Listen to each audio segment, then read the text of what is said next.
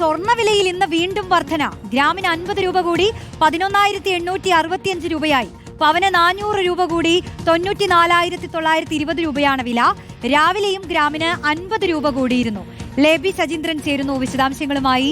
ലേബി, ഈ സ്വർണ്ണവിലയുടെ കാര്യം വളരെയധികം കൗതുകകരമാണ്. ഇപ്പോൾ കല്യാണമൊക്കെ ആളുകൾ ഉണ്ടാവുമല്ലോ, ഈ വിലയൊന്ന് കുറഞ്ഞാൽ ബുക്ക് ചെയ്തിടാമെന്ന് കരുതുന്നവർ. പക്ഷെ അവരിപ്പോൾ ഒരു ദിവസം തന്നെ മണിക്കൂറുകളോളം ഇങ്ങനെ വില കൂടിയോ കുറഞ്ഞോ എന്ന് നോക്കിയിരിക്കണം. കാരണം ഒരു ദിവസം തന്നെ രാവിലെ കൂടുകയും വൈകിട്ട് കുറയുകയും ചെയ്യുന്ന അത്ഭുത പ്രതിഭാസമാണ് കഴിഞ്ഞ ദിവസം നമ്മൾ കണ്ടത്. ഇന്ന് എന്ത് സംഭവിച്ചു?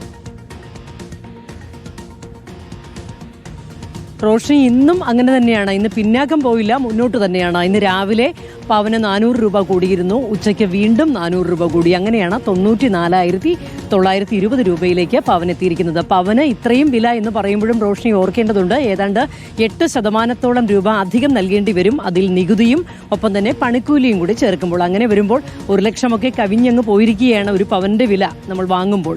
അങ്ങനെ നോക്കുകയാണെങ്കിൽ നമ്മൾക്ക് ഒരു നിക്ഷേപമായി, ഇതിനെ വളരെ സുരക്ഷിതമായ നിക്ഷേപമായി കരുതുന്നവർക്കൊക്കെ ഇത് ആശ്വാസകരമാണ്. എന്നാൽ ഈ പറയുന്നത് പോലെ നമ്മളൊക്കെ ഇപ്പോഴും കൺവെൻഷനായ ചിന്തയിൽ കഴിയുന്ന സാധാരണക്കാരുണ്ടല്ലോ, അവർക്ക് ഈ സ്വർണം കൂടാതെ ഒരു കല്യാണത്തെക്കുറിച്ച് ഇപ്പോഴും ചിന്തിക്കാൻ കഴിയില്ല. അങ്ങനെയുള്ളവർക്ക് വലിയ തിരിച്ചടി തന്നെയാണ് സ്വർണ്ണവിലയിലെ ഈ കുതിപ്പ്. കാരണം വളരെ സാധാരണക്കാരും നിർധനരുമായ ആൾക്കാർക്കൊക്കെ ഒരു സ്വർണം വാങ്ങിക്കണമെങ്കിൽ എത്രയധികം രൂപ, വളരെ കുറച്ച് സ്വർണം വാങ്ങിക്കണമെങ്കിൽ പോലും നൽകേണ്ടി വരും. അത് വലിയ തിരിച്ചടിയായിട്ടുണ്ട് സാധാരണക്കാരെ സംബന്ധിച്ചിടത്തോളം. എന്നാൽ നമ്മൾ അന്താരാഷ്ട്ര വിപണിയെ സംബന്ധിച്ചിടത്തോളം റോഷിനി, ഇത് വലിയൊരു കുതിപ്പ് വരാനുള്ള കാരണം അന്താരാഷ്ട്ര വിപണിയിൽ ഉണ്ടായിരിക്കുന്ന സാമ്പത്തിക അനിശ്ചിതാവസ്ഥയാണ്.